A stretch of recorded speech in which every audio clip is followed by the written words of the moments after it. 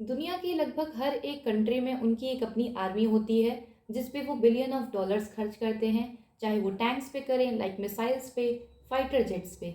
लेकिन एक ऐसी कंट्री भी एग्जिस्ट करती है जहाँ पे कोई आर्मी नहीं है।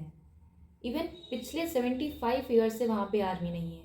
वहाँ पे कोई आर्मी बजट नहीं होता, डिफेंस बजट नहीं है। तो ये कंट्री जो है इसका नाम है कोस्टा रिका। तो क्या ये कंट्री खतरे में है? इसके पास आर्मी क्यों नहीं है? बट इसके बावजूद भी ये कंट्री स्टेबल है, यहाँ पे भी डेमोक्रेसी है, पीसफुल कंट्री है। इवन इसको one of the happiest countries में भी कंसीडर किया जाता है। तो इसका नाम है कोस्टा रिका।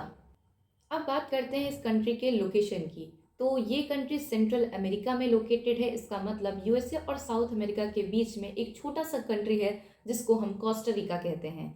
और इस कंट्री के पॉपुलेशन अराउंड 50 लाख है।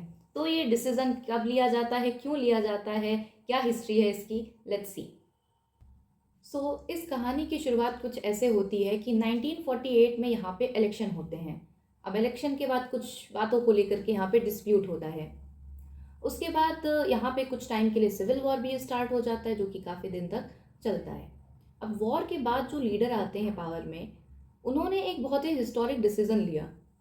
उनका ये कहना था अगर आर्मी होगी तो कू भी होगा। इससे बेटर है कि आर्मी ही नहीं है तो कू भी नहीं होगा, और इसका मतलब आर्मी नहीं होगी तो डिक्टेटरशिप के चांसेस भी नहीं है। This was the historic decision of this leader.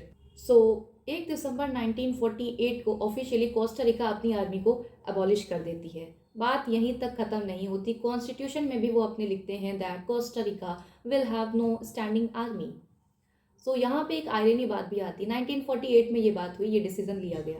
1948 कौन सा समय था? वर्ल्ड वॉर सेकेंड ख़त्म हुआ था 1945 में, मतलब 3 साल बाद की बात है ये। और ये वो समय था जब कंट्रीज अपनी आर्मी को मिलिट्री को स्ट्रॉन्ग कर रही थी, और यहाँ पे कोस्टा रिका ने ऐसा डिसीजन लिया कि वो अपनी आर्मी को ही एबॉलिश कर देती हैं।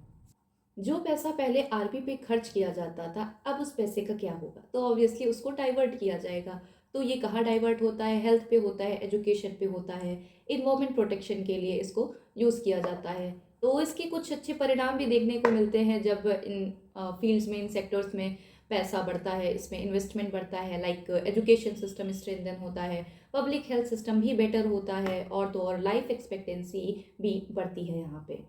कोस्टा रिका दुनिया की one of the most eco friendly countries में भी इसको काउंट किया जाता है। तो इसका कारण क्या है? तो एक कारण तो ये है कि जितनी भी इलेक्ट्रिसिटी प्रोड्यूस होती है, अराउंड 90% से ज़्यादा बल्कि वो रीन्यूएबल सोर्सेज से जनरेट किया जाता है इसको। और यही कारण है कि यहाँ कोस्टा रिका को इको टूरिज्म का हब भी माना जाता है। तो हमने अभी तक देखा कोस्टा रिका एक ऐसी कंट्री है जहाँ पे कोई आर्मी नहीं है। अब इनके पास कोई आर्मी नहीं है तो ये अपनी प्रोटेक्शन कैसे करते हैं अगर इनके ऊपर कोई आक्रमण कर दिया? तो इसके कुछ रीज़न बताए जाते हैं। पहला तो ये इनका एक स्ट्रॉन्ग पुलिस फोर्स है, और ये भी मोस्ट इम्पॉर्टेंट कि इनका इंटरनेशनल लॉ पे हैवी रिलायंस है। और सबसे इम्पॉर्टेंट लास्ट ये है कि ये जो कंट्री कोस्टा रिका है, ये न्यूट्रल फॉरेन पॉलिसी को फॉलो करती हैं। इसका मतलब इस देश का किसी भी दूसरे देश से एज सच कोई भारी दुश्मनी नहीं है। तो इस बात का इनको डर नहीं है कि कोई जो है बाहर की देश इनको अटैक कर देगा। तो यही सब कारण है कि कोस्टा रिका को स्विट्जरलैंड ऑफ सेंट्रल अमेरिका के नाम से भी जानते हैं। तो यहाँ पे एज सच कोई huge amount billion of dollars military या आर्मी पे खर्च नहीं किया जाता है, और इसके जगह पे आर्मी के जगह अदर सेक्टर्स पे यहाँ पे पैसा लगाया जाता है, और जिसका रिजल्ट भी देखने को मिलता है। Do you have any idea that any country like Costa Rica जिसके पास कोई भी स्टैंडिंग आर्मी नहीं है? Do let me know in the comment section.